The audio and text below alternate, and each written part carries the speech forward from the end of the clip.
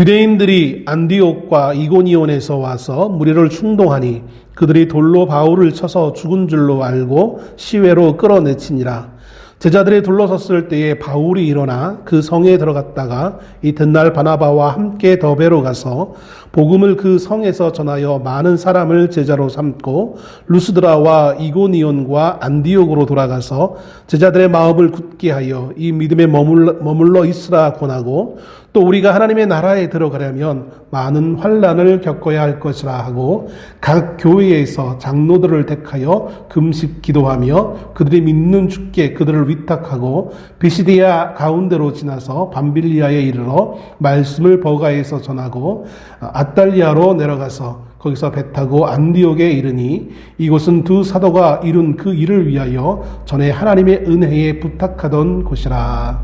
아멘. 오늘 본문이 있는 사도행전이라는 성경책 부분은요, 사도들의 사역에 대해서 기록해 주고 있는 그런 책인 것을 봅니다. 마태복음부터, 신약에 보면 마태복음부터 요한복음까지는 예수님의 행적과 예수님의 말씀을 기록하고 있다면, 이 땅에서 하셨던 그 모습을 기록하고 있다면, 이어지는 사도행전에서는 이제 올라가신 예수님이 하늘나라로 올라가시면서 사도들에게 예수님이 하셨던 그 일들을 물려받아 이 땅에 교회를 세우도록 명령하시고 올라갔습니다. 그리고 그 명령을 받은 사도들이 어떻게 그 명령을 수행했는지를 간략하게 기록해주고 서술해주고 있는 책이 사도행전입니다. 그리고 이 사도행전은 또 다른 별칭이 붙어 있는데 그게 뭐냐면 성령행전입니다.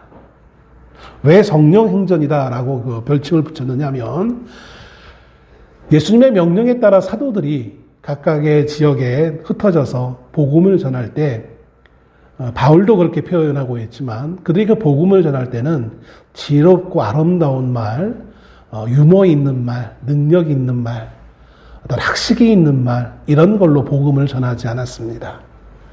그들이 전한 것은 오로지 예수 그리스도 십자가 복음이라고 말을 하고 있는 것을 보게 되었습니다. 십자가를 전했다라고 말합니다. 왜냐하면 예수 그리스도의 십자가를 통하여서 우리가 구원받는 것이기 때문입니다.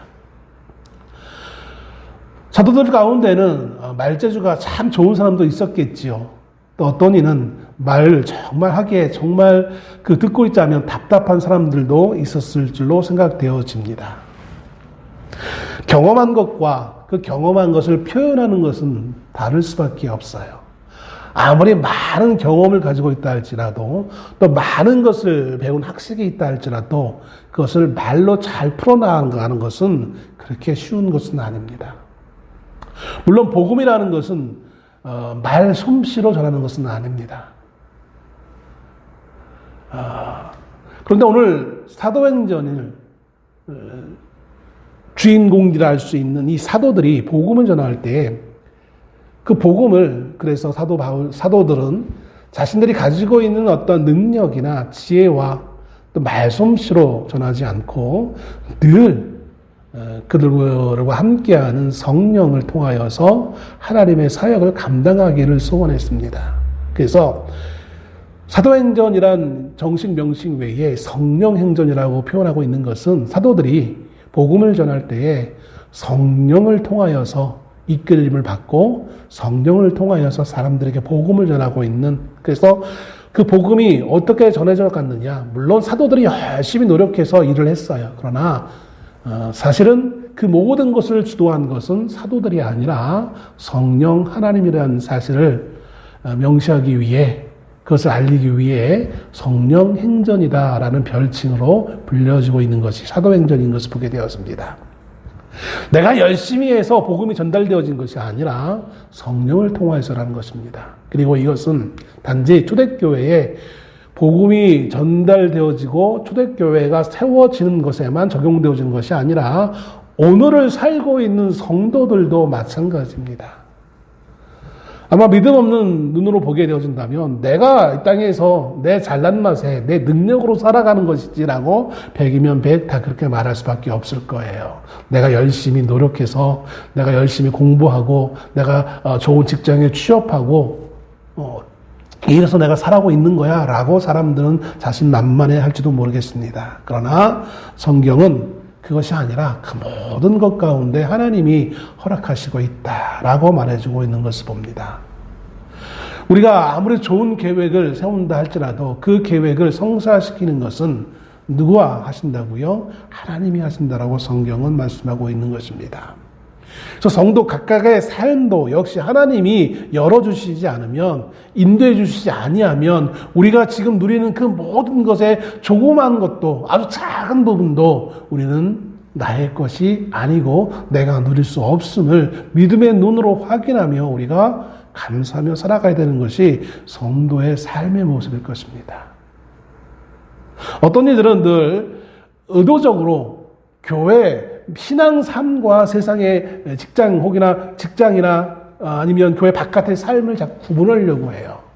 교회의 삶은 교회의 삶이고 세상의 삶은 세상의 삶이고, 즉 신앙의 삶과 세상의 삶을 다른 걸로 자꾸 치부하려고 해요. 그렇지 않아요. 성도의 모든 삶은 그것은 다 신앙의 삶이고 믿음의 삶이어야만 되는 것입니다. 성도가 아침에 일어나서 밥을 먹고 몸을 치장하고 학교와 직장에 나가는 것도, 그것도 그냥 세상의 삶이 아니라 믿음의 삶의 한 부분인 것입니다. 그 모든 부분들을 성도는 늘 나의 노력과 나의 의지대로 살아가는 것이 아니라 성령의 인도하심, 성령의 열어주심을 통하여 우리가 살아가야 되는 것입니다. 내가 개척하고 내가 이루는 삶이 아니라 하나님이 이루어주는 삶이라는 것을 우리가 명백히 이해하시고 믿음의 삶을 살 수 있는 우리가 되어질 수 있기를 소원합니다. 자, 오늘 본문 이제 14장 26절에는 바나바와 바울이 안디옥에 이르렀다는 사실을 말해주고 있는데, 이것은 사도 바울이 했던 1차 전도 사역이 이제 마지막에 이르렀다는 사실을 보여주고 있는 내용인 것을 보게 되었습니다. 이제 마지막에 이르렀다는 사실을 보여주면서 26절에 두 가지를 설명하고 있는데, 첫째는 이제 이 안디옥이 어떤 곳이었느냐를 말해주고 있는데 26절에 이렇게 표현해주고 있죠. 전에 하나님의 은혜에 부탁하던 곳이다 라고 이렇게 말해주고 있는 것을 봅니다. 26절에 있는 말씀입니다. 26절 마지막 부분이죠. 전에 하나님의 은혜에 부탁하던 곳이라는 것은 어떤 의미가 있는 것일까요? 그 전에 성경에는 안디옥이라는 도시가 두 곳이 있는 것을 봅니다. 하나는 역시 1차 전도 사역지 가운데 하나였던 비시디아 지방에 있던 안디옥이 있고요. 또 하나는 수리아라는 지역에 있는 안디옥이 있습니다. 오늘 본문에 나와 있는 안디옥은 수리아에 있는 안디옥이에요. 수리아라고 하면 좀 우리가 낯선 명칭이기 때문에 오늘날 용어로 이해하신다면 이렇게 이해하시면 돼요. 중동에 보면 지금 이스라엘과 하마스 가운데 전쟁이 있잖아요. 그 전쟁하면서 지금 간혹마다 나오는 나라 별칭이 또 하나가 있는데 그게 어디냐면 시리아라는 나라예요. 그 수리아가 시리아로 이해하시면 될 줄로 압니다. 이 안디옥, 이 수리아의 안디옥이라는 이곳은 바로 사도 바울과 바나바가 1차 전도 사역을 이제 결심하고 출발했던 그 도시였고, 그리고 마지막 도착했던 이 도시가 바로 이 안디옥이라는 도시였습니다. 이 안디옥은 오늘날 예전에 이제 터키라고 했고 요즘은 튀르키예라고 국가 명칭을 바꿨죠. 그래서 아직 그 소식을 모르시는 분은 빨리 정정하세요. 옛날에 터키 했는데 터키가 아니라 튀르키예, 발음하기 참 힘들어요. 튀르키예라는 정식 국가 명칭을 바꿨습니다. 그래서 이 튀르키예라는 이 나라에 속해 있는데, 그래서 아까 오늘날의 시리아와 튀르키예 접경 지역에 있는 이 안디옥이라는 도시인데, 지금 오늘날에는 왜 올해 2월 달에 튀르키예에 지진이 있었잖아요. 그래서 그 지진이 이 하타이주라는 그 지역에 지진이 일어났는데, 이 하타이주가 바로 안디옥입니다. 그래서 뭐 그 기독교 계통의 신문에는 타이틀에 그렇게 났던 기억을 제가 명칭이 났던 것을 기억합니다. 안디옥, 성경 속 안디옥 도시 폐허가 됐다. 뭐 이렇게 해가지고 타이틀을 그렇게 게재해가지고 났던 것을 제가 본 기억이 납니다. 이 안디옥이라는 곳은 초대교회에 그리스도인이라는 별칭을 처음 받았던 도시가 이 안디옥이었습니다. 예루살렘에 머물러 있던 초대교회가 핍박을 받아서 이제 산지 사방으로 흩어지게 되어지죠.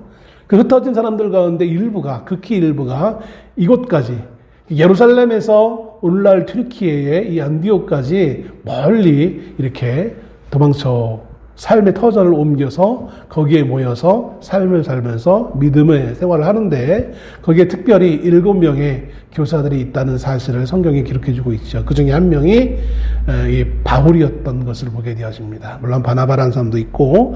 자, 근데 이 안디옥은 이제 예루살렘의 중심이었던 기독교가 기독교의 중심지, 그러니까 특별히 선교 중심지죠. 중심지가 예루살렘에서 안디옥으로 옮겨져서 그 안디옥에서부터 이제 세계 복음화가 시작되어집니다. 바로 이 바나바와 바울을 통하여서 로마 제국 안에 있는 이 소아시아, 지금의 이제 튀르키예 지역에 복음이 전달되어지고 또 더 나아가 로마에까지 전달되어지고, 그리고 그것이 전 유럽을 거쳐서 미 대륙을 거쳐서 이제 오늘날 이 한국에까지 복음이 전달되어지는데, 그 출발이 바로 이 안디옥에서부터 시작되어지는 것을 보게 되어집니다. 사도행전 13장 2절에 이렇게 기록합니다. 주를 섬겨 금식할 때에 성령이 이르시되 내가 불러 시키는 일을 위하여 바나바와 사울을 따로 세우라 하시니 이에 금식하여 기도하고 두 사람에게 안수하여 보내니라. 안디옥 교회가 정말 사랑하는 귀한 선생들이 있었는데, 교사들이 있었는데, 그 중에 포함되어 있던 이 바나바와 바울을 어느 날 갑자기 성령 하나님께서 성도들에게 그런 메시지를 보내십니다. 교회에 꼭 필요한 사람이라는 걸 알고 있는데, 그런데 그럼에도 불구하고 너희가 이 두 사람을 따로 구별하여서 좀 하나님의 또 다른 일에 사용하기를 원한다라고 하나님이 말씀하시는 거예요. 그래서 교회는 바나바 바울을 따로 축복 기도해주고 안설 기도해주고 그를 선교사로 파송합니다. 이것이 이제 바나바 바울의 1차 전도 사역의 출발인 것을 보게 되어집니다. 그래서 전에 하나님의 은혜에 부탁하던 곳이라는 의미가 바로 이것을 말하는 것입니다. 약 한 햇수로 3년 전쯤 하나님이 갑자기 교회에서 귀히 사용되어 있던 바나바 바울을 다른 데 쓸 때가 있다라고 하나님이 명령하셔서 성령을 통하여 이들을 선교사로 파송하도록 명령하신 이 모든 것이 하나님의 은혜였음을, 성령의 은혜였음을 고백하고 있는 그 내용이 오늘 첫 번째 26절의 마지막 부분에 있는 내용인 것입니다. 두 번째, 그럼 하나님이 왜 이렇게 하나님의 은혜로 부탁했느냐, 무엇을 하라고 부탁했느냐? 두 번째가 두 사도가 이룬 그 일을 위하여라는 말씀에 담겨져 있습니다. 여기서 그 일이란 이제까지 있었던 바울의 1차 전도 사역에서 있었던 그 모든 일들을 지칭하고 있는 것입니다. 수리아 안디옥에서 출발하여서 구브로, 살라미, 비스디아 안디옥, 이고니온, 루스드라, 더베를 거쳐서 다시 역순으로 다시 루스드라, 이고니온, 안디옥으로 돌아오기까지 기원 후 약 47년부터 49년까지, 햇수로는 3년, 정확한 연수로는 2년 정도의 기간 동안에 약 한 2,000km 이상을 바나바와 바울이 전도를 위하여 이렇게 사역을 감당했던 그 모든 기간과 그 기간 동안에 있었던 많은 일들을 지칭하고 있는 것이 이룬 그 일이라고 표현해주고 있는 것을 보게 되었습니다. 바나바 바울이 어떤 일을 이루은 것일까요? 우리는 아마 마치 구름대와 같이 많이 몰려드는 수많은 성도들을 생각할 수도 있을 것입니다. 특히 오늘 말씀에도 그렇게 표현되어지고 있잖아요. 많은 이들이 함께 모인 것에 대해서 말씀해 주고 있는 것을 보게 되어집니다. 그런데 사실 성경에는 많은 무리가 모인 것처럼 기록되고 있긴 하지만, 그러나 우리가 오늘날 숫자가 더 중요시 여기는 이 시대에 비교해 본다면 그렇게 사실 많은 숫자는 아닌 것 같은, 냉철하게 본다면 그런 결과였던 걸 봅니다. 그럼에도 불구하고 성경은 두 사도가 이룬 그 일이라고 표현하면서 이것을 매우 큰 일로서 과대 포장해주고 있는 것을 보게 되어집니다. 물론 이것은 단지 그냥 과대 포장은 아니고 실제로 하나님 보시기에 이것은 매우 값진 것이었고 귀한 것이기 때문에 마치 그 이룬 그 일이라고 표현할 정도로, 왜 우리가 대통령이 외국을 순방하면 갔다 와서 얼마나 많은 언론들이 대통령이 이번에 나가서 어떤 일을 이루었다라고 얼마나 많은 이렇게 그 내용들을 국민들에게 발표하는 것을 우리는 종종 보게 되어지잖아요. 그래서 그러나 이제 그것이 정말 대통령이 이런 업적일 수도 있고 아니면 그냥 형식적인 것일 수도 있는데 우리는 잘 몰라요. 단지 그냥 언론에서 발표하니까 그런가 보다 이렇게 넘어가는데 그중엔 정말 귀중한 일도 있고 그렇지 않은 것도 있는, 그래서 분별해야 될 부분이 있지만, 그런 성경은 뭐 감추기 위해서라기보다는 그것이 하나님의 입장에서 봤을 때 얼마나 귀중한 것인지를 애들로 표현하기 위해서 이렇게 표현해주고 있는 것을 보게 되어집니다. 이것은 하나님이 함께 행하신 일이었고, 또 이것은 오늘 말씀을 통해서 뭐라고 표현해주고 있느냐면 이방인들에게 믿음의 문을 여신 것이었다는 사실을 표현해주고 있는 말씀인 것을 보게 되어집니다. 오늘 본문 말씀 바로 뒷절에 보면 27절에 이렇게 표현합니다. 그들이 이르러 교회를 모아 하나님이 함께 행하신 모든 일과 이방인들에게 믿음의 문을 여신 것을 보고하고, 그죠? 이방인에게 문을 여셨다라고 표현하고 있습니다. 오늘 말씀의 제목을 문을 여신 하나님이라고 표현했는데, 열심히 수고한 것은 바울과 바나바 2년 동안 무려 2,000km 이상을 걸어 다녔으니 얼마나 힘들었겠어요. 또 그것이 그냥 좋은 환경에서의 어떤 사역이 아니라 매우 힘겨운 사역이었어요. 그 수고와 인내함이 얼마나 놀라운지 몰라요. 그렇다면 사실 우리 사람들의 입장에서는 우리가 그것을 대단한 업적으로 자랑할 수 있어요. 그런데 바울은 그것을 갔다 와서 다른 사도들과 성도들 앞에 보고하기를 그것이 내가 이룬 것이 아니라 하나님이 문을 여신 것이다, 하나님이 하신 것이다 라고 보고하고 있는, 단지 이것은 겸손하기 때문에 겸손을 자랑하기 위한 것이 아니라 실제로 바울이 복음을 전하면서 그것을 경험하고 느꼈기 때문에 알기에 이렇게 고백하고 있는 것을 보게 되어집니다. 제가 서두에서 말씀드린 것처럼 성령 행전을 말씀하면서 말씀드렸던 것처럼 우리의 삶의 여정은 내가 살아가는 것 같지만 그러나 내가 사는 것이 아니요 하나님께서 나의 삶의 문을 열어가시는 과정임을 여러분 아시고, 혹여 우리의 삶 가운데 지금 힘겨운 순간이 있습니까? 어려운 순간이 있습니까? 포기하고 싶은 순간이 있습니까? 그러나 주님, 우리가 우리의 문을 여신 하나님을 바라보시면서 다시 한번 소망 가운데 일어날 수 있는 분 여러분 되시기를 주의 이름으로 축원합니다. 어저께도 아까도 광고 시간에 말씀드렸지만 맹인 선교를 하시는 그 목사님이 이제 한 40대 된 것 같은데 불교인이었다가 열심인 불교인이었다가 그렇게 하나님의 인도함을 받으면서 그렇게 절망스러운 상황 가운데 포기하고 싶은 상황 가운데서도 하나님이 인도하시는 그 인도하심을 경험하고 하나님 품으로 돌아와 지금 열심히 사역하고 있는 모습을 보면서 우리의 모습에 우리는 불우하다라고 생각하지만 우리보다 더 불우한 이들의 삶을 통해 보면 나의 현재의 삶의 모습은 결코 포기할 정도로 불우하지 않은 것을 보게 되었습니다. 이것이 아마 간증에 필요함이 아닐까라는 생각을 해보기도 합니다. 옆으로 세면 또 안 되니까요. 다시 본론으로 돌아와서, 원래 처음 바울의 전도 사역은 유대인을 향한 사역이었어요. 그래서 바울이 1차 전도 때 보면 제일 먼저 그가 어느 도시들에 가던 제일 먼저 찾는 곳은 다른 곳이 아니라 유대인들이 모이는 회당이었어요. 유대인들은 세계 곳곳으로 흩어져 살지만 그들이 성인 10명 정도만 모여도 그들이 모일 수 있는 예배 공간을 만들어서 그걸 회당을 세워놓습니다. 그래서 아주 그것이 특징적인 특징이었어요. 그래서 어느 도시에 가던 유대인이 한 10명 정도만 있다고 파괴되어지면 거기에는 반드시 회당이 있는, 그래서 거기에 모여서 안식일 날 예배하고 거기서 교제하고 같이 공동 생활하고 있는 어떤 그런 모습을 발견할 수 있어요. 그래서 바울은 늘 어느 도시를 가던 회당을 먼저 갑니다. 그리고 그 회당에서 예배하면서 하나님의 복음을 전하게 되어집니다. 그런데 그것이 성공적이었느냐 하면 또 그렇지도 않다는 거예요. 왜냐하면 바울의 복음 전함은 처음에는 효과적인 것처럼 보였어요.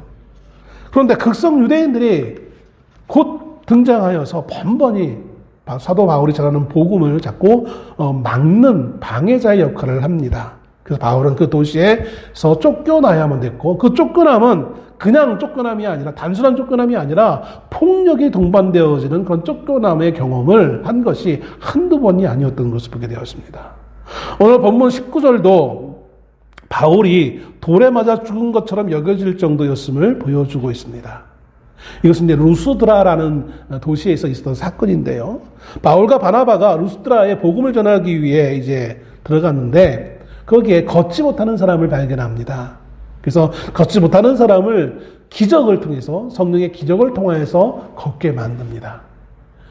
여러분, 나면서부터 걷지 못한 사람이 걷게 되어진 이 놀라운 이 기적은 예수님도 한번 행하셨고, 베드로와 요한도 했지만, 바울도 같은 성령을 통하여서 사역을 하고 있다는 그런 의미에서 아마 동일한 기적의 사건들이 나타나는 것을 보게 되었습니다. 그런데 이 루스드라 사람들이 그것을 보고 대단히 놀라워해요. 그래서 바나바 바울을 어떻게 여기냐면, 바나바는 제우스라고 여겼고, 이 바울은 헤르메스 신으로 이 사람들이 착각을 해요. 그러니까 신이 인간의 모습을 입고 이렇게 왔다. 왜 우리의 그리스 로마 신화 같은 거를 보면 신이 사람의 모습을 변장해가지고 나타나서 여러 가지 일들을 하잖아요. 이것처럼 루스드라 사람들이 그렇게 믿게 되어진 거예요. 그래서 이 루스드라 사람들이 그 바나바와 바울을 제우스와 헤르메스로 착각해서 그 바울과 바나바를 위해 이제 제사를 지내기 위해 모이게 되어집니다. 그러자 바울과 바나바가 그것이 왜 이런 일을 하느냐라고 하면서 그를 무마시키고 하지 못하게 하고, 내가 너희들에게 지금 이곳에 온 이유가 바로 이와 같은 우상을 섬기는 것에서 벗어나게 하기 위해서 내가 왔는데 나를 숭배하면 되지 않는다라고 하면서 그들에게 이제 복음을 전하게 되었습니다. 오늘날도 마찬가지겠지만 특히 더 과학이 발달하지 못한 시대에 기적을 베푼다는 것은 많은 사람들이 놀라워할 뿐만 아니라 그 기적을 행한 그 사람을 신격화시킬 수밖에 없는 상황이잖아요. 그런 사람이 무언가 말을 전해주는데 그 말을 어떻게 안 믿을 수 있습니까? 아마 루스드라의 많은 사람들이 바울과 바나바가 전한 복음을 받아들여서 잠재적인 기독교인이 되기 위한 그런 과정 가운데 있을 줄로 생각되어집니다. 근데 여기에 역시나 초를 치는 사람이 있었어요. 성경에 보면 이렇게 표현합니다. 비시디아 안디옥과 다른 지역에서 온 유대인들, 극렬 유대인들이 다시 여기에 등장하고 있는 것을 봅니다. 비시디아 안디옥과 이고니온에서 유대인들이 와서 도시 사람들을 다시 충동질합니다. 이에 대한 도시 사람들의 반응은 놀랍지도 않아요. 기적의 사건은 놀라워하고 흥분했던 일이었는데, 그래서 제사까지 지내려고 했던 그 대상들을 향하여서 유대인들이 말 한마디에, 충동질하는 그 말 한마디에 금세 이 루스드라 사람들이 바울과 바나바에 대해서 이제 그렇게 칭송하던 사람들이 한순간에 갑자기 돌변하여서 바울과 바나바가 상황을 맞이함에도 어느 누구도 바울과 바나바의 편을 들어주지 않는 상황에 직면하게 되어지는 것을 봅니다. 유대인들만 거기 있었겠습니까? 돌을 던지는데 바울과 바나바가 복음을 전하는 것에 있어서 그들을 이단이라고 얘기하면서 잘못된 자들이라고 얘기하면서 바울과 바나바를 향해 돌을 던질 때 어느 누구도 그것을 만류하는 사람이 없었다는 것은 정말 놀라운 일입니다. 이것이 군중들의 모습이에요. 대중들의 모습인 거예요. 오늘 조그만 단체의 리더에서부터 시작해서 한 나라의 대통령에 이르기까지 수많은 리더들이 있습니다. 그 리더들이 분명히 앞에서 리더의 역할을 감당할 때는 자기를 리더로 세워준 사람들을 위해서 열심히 뭔가 일을 해야 되겠죠. 그들에게 인정받고 그들을 위한 것을 해야 될 줄로 압니다. 그런데 중요한 것은 단지 그들에게 인정받기 위한 어떤 행동만을 해서는 안 된다는 거예요. 정말 그들을 위한 것을 해야 되는 거예요. 바울과 바나바는 정말 그들을 위한 것을 했어요. 복음을 전해서 그들이 영원히 죽을 수밖에 없는 그런 죄악된 삶을 살고 있는 그들에게 구원이 있음을 알려주고 있는 선한 일을 했지만 루스드라 사람들은 그것을 알지 못하기에 바울을 향하여 돌을 던지는 그 유대인들의 그 행동을 어느 누구도 만류하지 않고 중간에 나서서 도와주지도 않는 그런 행동을 취하는 것을 보게 되었습니다. 혹자는 이것을 어리석은 군중, 대중으로 표현하기도 하지만 그렇다고 해서 우리가 그 군중들, 오늘날 용어로 얘기한다면 시민들의 어떤 요구사항을 저는 외면해도 되지 않는 것을 보게 되었습니다.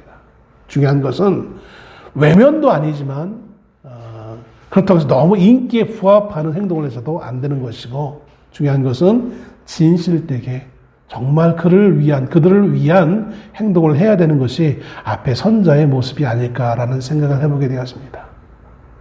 오늘 주일에 대해서 예배를 드리는데 저는 지난 한 주간 동안 있었던 여러 가지 수많은 사건 가운데 저도 목사인지라 세상의 다른 많은 일들보다는 교회 안에 있었던 사건에 관심을 더 가질 수밖에 없어요. 지난주에 12구 1주년을 맞이하여서 집회도 하고 추모 집회도 하고 했다고 하는데 대통령이 서울에 있는 영암교회라는 곳에서 추모 예배를 참석했다라는 기사가 났던 것을 기억합니다. 저는 그걸 보면서 많은 이들이 또 교회를 어떻게 생각할까 좀 처음에는 염려했어요. 근데 이제 왜 그 교회는 왜 추모 예배를 주관했을까라는 생각도 해봤고 대통령은 어떻게 알고 거길 갔을까라는 생각도 해봤는데 나중에 알고 보니까 거기에 있는 심호하고 있는 부목사와 또 어느 한 장로님이 이제 인터넷 SNS에 글을 올리면서 어떤 일이 있었던지를 이제 알리면서 모르겠습니다. 언론에 나왔는지 안 나왔는지 모르겠는데 그 모든 전모를 좀 대충 알게 되어지죠. 그러면서 또 다른 이제 걱정이 되어져요. 교회가 이 일로 인하여서 교회가 나누어지면 안 될 텐데 어떤 이들은 왜 교회가 정치적인 것에 이용되느냐라고 비난하는 사람들도 있고 어떤 사람들은 잘한 일이다라고 하는 사람도 있을지 모르겠어요. 다행인 것은 보수적인 사람들의 입장에 있는 사람들은 이 문제를 가지고 교회를 비난하지는 않겠다라는 생각을 해요. 보수적인 사람들은 그런 일이 있으면 대단히 막 그냥 좀 신사적이지 못한 행동들을 참 많이 하는 것을 보게 되었습니다. 사실은 교회가 그 예배를 주도한 것이 아니라 대통령실에서 강압적으로 시간을 내달라 해가지고 자기들만의 시간을 가지고 그래서 예배에 어떻게 보면 저는 그걸 예배의 흉내라고 하죠. 예배도 아니고 그냥 언론에 알리기 위한 정치 쇼를 하지 않았는가. 그래서 어느 젊은 부목사가 왜 교회가 종교가 정치에 이용을 당해야만 했느냐라고 울분 어린 글을 올려서 전모가 드러나게 되어졌는데 그것이 혹여 담임 목사와 성도들 사이에 혹은 부목사에게 또 성도와 성도 사이에 갈등의 요소가 되어져서 교회가 큰 어려움을 당하면 어떨까라는 그런 좀 근심 어린 근심이 생기게 되어지더라고요. 왜 내가 하지도 않은 잘못 때문에 이런 오해를 사야 되고 힘겨운 상황을 맞이할 수밖에 없는가. 교회 안에 어떤 성도는 왜 담임 목사님이 그걸 허락해가지고 왜 이렇게 문제를 일으키냐라고 분명히 비난하는 성도도 생길 텐데 담임 목사가 무슨 힘이 있습니까? 국가에서 그냥 밀고 들어왔는데 아무 저기가 없죠. 그런 걸 가지고 우리가 오해하면 안 될 것 같은데 모르겠습니다. 어떤 일이 이번 주에 또 지나면 후속 언론이 그걸 계속 기사화 시킬지는 모르겠는데 아무튼 염려스러워지더라고요. 우리 안에 내가 의도하신 것은 아니지만 오해로 인하여서 타인에 의해서 우리는 이와 같은 오해 아닌 오해를 받게 되는 경우도 있는 것을 보게 되었습니다. 자, 아무튼 사람들의 그 환대가 사도 바울이 돌을 맞는 것을 막아주는 역할을, 방패의 역할을 할 수가 없었어요. 얼마나 돌을 맞았는지 유대인들, 그 돌을 던진 유대인들이 보기에도 죽은 것 같이 보였어요. 그래서 그냥 놔두고 자기의 갈 곳으로 유대인들은 이제 흩어져 갑니다. 그리고 이제 바울의 일행들만 남게 되어지죠.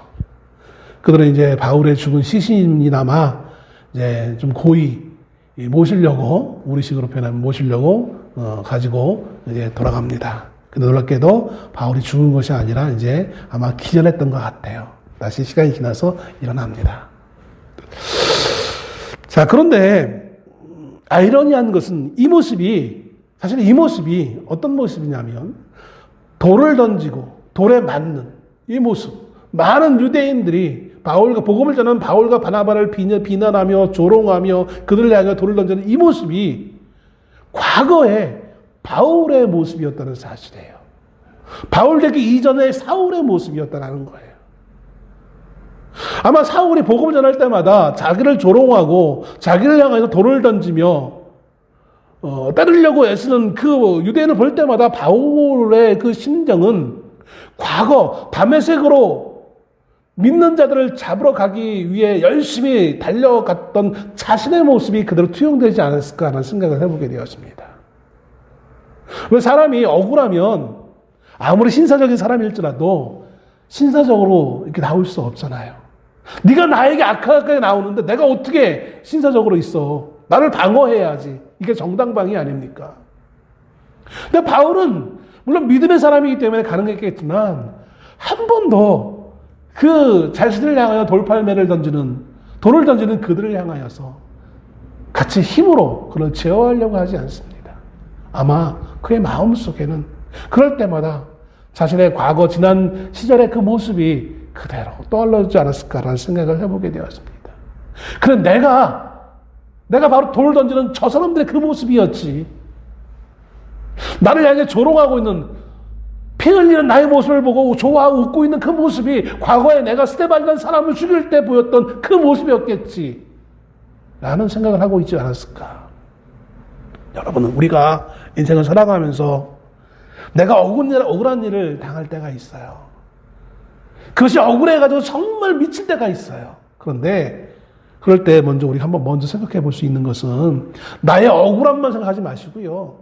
혹여 내가 누군가에게 그처럼 나를 핍박하는 그 사람의 모습으로 내가 접근하지 않았는지, 다가가지 않았는지 한번 돌아볼 수 있는 우리의 잠깐의 나를 돌아보는 시간도 필요하지 않을까라는 생각을 해봅니다.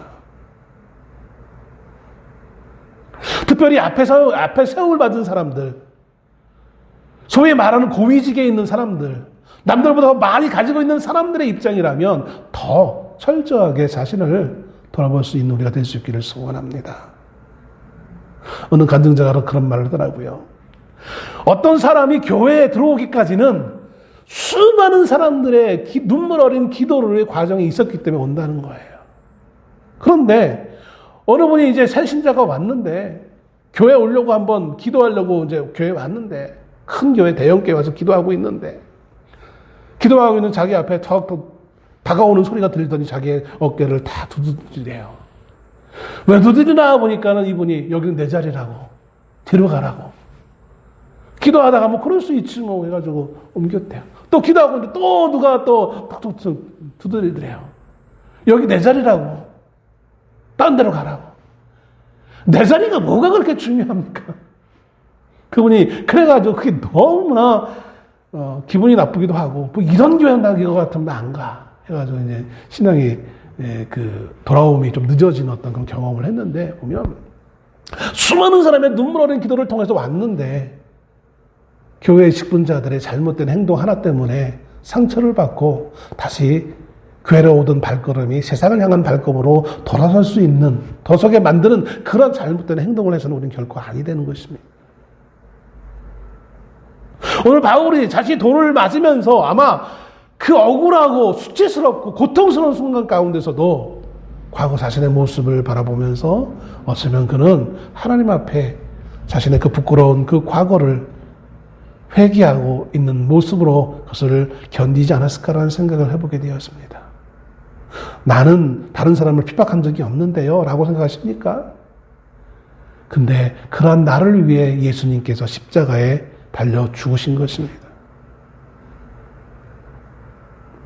더 놀라운 것은 바울이 그렇게 돌에 맞아 막 피 흘리면서 죽은 것 같이 여겨질 정도로 돌에 맞아 쓰러졌던 그 바울이 그 다음날 다시 아무렇지 않게 일어나가지고 다른 지역으로 이동을 합니다. 더베라는 곳으로 가서 거기서 복음을 또 전한다는 거예요. 20절에 제자들이 둘러섰을 때 바울이 일어나 그 성에 들어갔다가 이튿날 바나바와 함께 더베로 가서 복음을 그 성에 전하여 많은 사람을 제자로 삼고, 내가 맞았으니까 이제 힘드니까 좀 쉬어야지, 이제 다 끝나야지, 그러지 않고 오히려 그 지역에서는 다시 못하겠지만 다른 지역에서 가서 그래서 복음을 해서 그럴 때 하나님 더 많은 자들을 바울을 통해 붙이시는 모습을 볼 수 있는 것을 보게 되었습니다. 이제 바울은 1차 전도 사역을 마치려고 합니다. 그래서 다시 이제 역순으로 돌아가죠. 돌아가면서 이제 자기가 여기 지역을 떠나면 그동안 자기가 몇 명이었던지 간에 복음을 믿기로 고백했던 사람들이 남을 거 아니에요. 그들을 이제 앞으로 어떻게 합니까? 오늘같이 매스미디어가 발달해가지고 유튜브를 통하여서, TV를 통해서, 라디오를 통해서 설교를 그렇게 무한반복으로 들을 수 있는 시대가 아니었기 때문에 누군가가 남아서 거기에 계속해서 하나님의 말씀을 전해줘야 되잖아요. 바울은 그래서 그 중에 다 도찐제찐 다 똑같은 수준이지만 그러나 그 중에 그래도 그나마 좀 믿을 수 있는 사람들, 좀 그나마 믿음에 더 나은 사람들을 세워 기도하고 그들을 장로로 세우고 그들을 리더로 세우고 이제 돌아갑니다. 그러면서 세 가지의 권면의 말씀을 부탁하며 돌아갑니다. 첫째는 먼저 그들의 마음을 굳게 했다라는 것입니다. 22절에 제자들의 마음을 굳게 하여, 마음을 굳게 했어요. 말 그대로 이건 격려입니다. 견고하게 하는 것입니다. 우리의 마음은 쉽게 흔들립니다. 조그만 것에도 흔들립니다. 아무리 굳게 결심했어도 우리의 그 결심이 오래가지 못하고 조그만 사소한 일에도 마음이 흔들려가지고 금세 원래 자리로 돌아가는 것이 우리의 보편적인 모습이에요. 오죽했으면 우리 말 가운데 작심삼일이라는 말이 있겠습니까? 그리고 이미 그것을 경험해서 바울도 루스드라 사람들이 자신을 그렇게 흠모하며 찬양했던 그들이, 자신을 향해 제사하려고 했던 그들이 유대인들의 그 난폭한 행동 앞에 얼마나 무기력하게 얼마나 쉽게 빨리 그들의 마음이 변심하는지를 바로 좀 전에 그것을 경험했던 바울이었어요. 이제 바울이 떠나면 이들에게 말씀을 가르칠 자가 더 이상 없는데 이들이 어떻게 계속 그 복음 안에, 믿음 안에 거할 수 있겠습니까?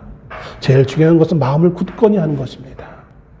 마음을 다시 한번 다지고 또 다지는 거예요. 그러기 위해서 바울은 먼저 격려하는 것입니다. 여러분, 성도들은 이제 교회에 와서 한번 주일날 예배 드리고 이제 모든 믿음의 생활이 끝나는 게 아니에요. 세상을 향해 나가는 것입니다.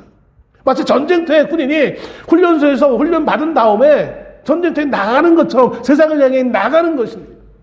그런데 전쟁터에 나가는 그 군인이 전쟁에 이겨도 그만, 저도 그만, 이런 마음으로 가면 어떻게 전쟁에 승리할 수 있겠어요? 아니, 승리는커녕 자신의 목숨을 유지할 수 있겠습니까? 우리 성도들은 모두 다 세상을 향하여 영적 전쟁을 하러 나가는 군인들입니다. 교회 문을 열고 나가는 그 순간 이제 하나님 빠이빠이가 아니라 정말 믿음의 싸움을 싸워야 될 순간이 시작되어지는 것입니다. 그러므로 교회 문을 나서기 전에 우리가 먼저 해야 될 것은 우리의 마음을 굳건히 다짐하는 것입니다. 다시 한번 마음을 다짐는 것입니다. 두 번째는 믿음에 머물러 있으라 권합니다. 22절에 이 믿음에 머물러 있으라. 마음을 굳게 작심하는 걸로 끝나는 것이 아니라 굳게 작심했는데 그 이후에 무엇이 필요하냐면 마음을 굳게 하고 그래, 믿음 안에 거해야지라는 결단을 해야 되는 거예요. 성도들은 믿음에 대해 견고하게 남아있어야만 합니다. 요한복음 15장 4절에 내 안에 거하라, 나도 너희 안에 거하리라. 가지가 포도나무에 붙어있지 아니하면 스스로 열매를 맺을 수 없음 같이 너희도 내 안에 있지 아니하면 그러하리라. 내 안에 거하라는, 믿음 안에 거하라는 말씀인 거예요. 우리가 예수님 안에 거한다는 것은 믿음 안에 있는 거예요. 그것이 합리적이고 이해할 수 있는 것이고 과학적이기 때문이 아니라 그것이 하나님의 말씀이기에 예수님 안에 있는 것이기에 믿음 안에 거해야 되는 거예요. 믿음의 눈으로 세상을 바라볼 수 있어야 되는 거예요. 여기에는, 이 믿음 안에 있는 여기에는 한 가지 요소가 추가되어지는데 그게 바로 인내함입니다. 믿음에 있다는 것은 인내하는 사람인 것입니다. 그런데 이 인내는 쉬운 것이 아니에요. 그냥 참는 것은 쉽지 않아요. 왜냐하면 이 인내에는 반드시 따르는 것이 있는데 그게 무엇이냐면 바로 환난이기 때문에 그래요. 세 번째로 그렇기 때문에 바울이 부탁하는 것은 22절에 또 우리가 하나님 나라에 들어가려면 많은 환난을 겪어야 할 것이라. 환난을 겪을 것이라고 경고합니다. 아니, 위로하고 힘을 주고 좀 좋은 말만 해도 할까 말까인데 바울은 뭐가 있다고 얘기한다고요? 환난이 있을 것이다. 경고해요. 왜 그럴까요? 왜 그럴까요? 세상의 법칙이 따른다면 맞지 않는 거예요. 적군이 아무리 강해도 그래 우리가 훈련 잘 돼서 우리가 이겨 이렇게 하고 격려하고 보내야 싸울까 말까 하는데 근데 이제 싸워야지 하고 있는 그 군인들에게 야 근데 적군은 너무 강해 이렇게 말하는 세상에 어느 군인이 전쟁터에 나가서 싸울 생각을 하겠습니까? 근데 바울은 환난이 있을 것이라고 말을 합니다. 왜 그럴까요? 그게 사실이기 때문에 그래요. 여기 오늘 본문에 하나님 나라에 들어가려면 많은 환난을 겪어야 할 것이라는 이 말을 어떤 사람들은 잘못 이해하는 것 같아요. 환난을 많이 겪으면 이겨내면 하나님 나라에 들어갈 수 있는 것처럼 이 문장을 잘못 이해하는 거예요. 필요 충분 조건으로 환난을 많이 겪고 거기서 내가 이겨내면 그때야 비로소 하나님 나라에 들어갈 수 있는 것처럼. 근데 그것이 아니라 하나님 나라에 들어가기 위해서 반드시 겪어야 되는 과정이라는 거예요. 환난이라는 것은. 그러니까 누구는 있고 누구는 없는 것이 아니라 성도라면 누구에게나 다 약간의 각각의 다른 모습이겠지만 누구에게나 다 환난이 있어요.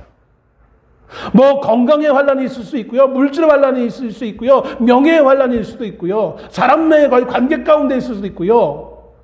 수많은 환난이 우리 앞에 있다라는 거예요. 그것이 하나님 나라에 가기 위한 과정 가운데 마치 지뢰처럼 사방에 도사리고 있는 거예요.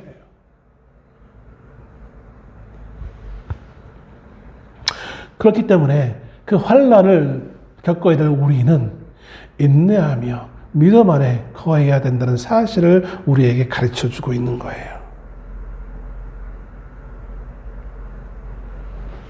그러면 우리의 삶이 힘든 것은 어려운 것은 이상한 것이 아니라 지극히 당연한 것이라는 거예요. 내가 예수를 믿었는데 왜 나의 삶은 맨날 이 모양 이 꼴입니까? 라고 말하는 것이 이게 지극히 이상한 게 아니라 당연한 것이라는 거예요. 우리 한국교회는 그동안 예수 믿으면 복 받는다고 해가지고 모든 게 다 잘 되는 것만이 그게 정상적인 걸로 생각하고 있어요. 근데 그렇지 않아요. 유대인들도 그렇게 생각하다가 예수님을 십자가에 죽였어요. 근데 성경 그렇게 말하고 있지 않아요. 환난은 당연한 것이다. 그럼 너희는 피할 생각하지 말고 주님이 그렇게 십자가를 지고 가셨듯이 너희도 그것을 인내하며 참으며 겪어 나아가라는 거예요. 겪어 나아가야 돼. 그러나 단지 그 환난 가운데 무책임하게 하나님 내던진 것이 아니라 하나님이 반드시 문을 열어주신다는 거예요. 함께 하신다는 거예요. 그것이 바울의 모든 이런 일이라는 사실을 경험한 사실이라는 것을 이제 선교 1차 전도 사역이 끝난 다음에 돌아와서 이 안디옥에 있는 파송했던 교회 앞에서 수많은 성도들 앞에서 보고가는 보고서에 이렇게 기록해 주고 있는 거예요. 하나님이 문을 열어주셨다. 유대인들은 바울을 거부하고 죽이려고 그렇게 핍박하고 했지만 하나님은 새로운 문을 여셨는데 그게 뭐냐면 이방인들을 향한 새로운 문을 여셨다라는 거예요. 그것이 오늘 우리에게까지 복음이 전달되어지는 은혜가 있었던 것을 보게 되었습니다. 시간이 다 준비한 마틴 루터의 종교개혁 당시에 있었던 마지막 문구를 제가 전하려고 준비했는데 이거는 좀 생략하겠습니다. 십자가가 없는 왕관은 없습니다. 우리는 십자가가 없는 왕관을 찾으려고 하고 있는데 그것이 아니라 성도에게는 반드시 십자가가 따르는 왕관이 우리에게 주어지는 것입니다. 이상한 것이 아니라 그게 당연한 것입니다.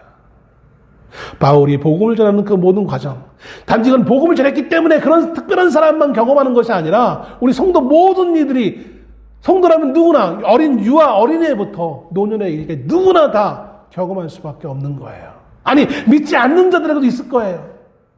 믿지 않는 자와 믿는 자의 차이는 그 환난 가운데 하나님이 문을 여시느냐 그렇지 않느냐의 차이인 거예요.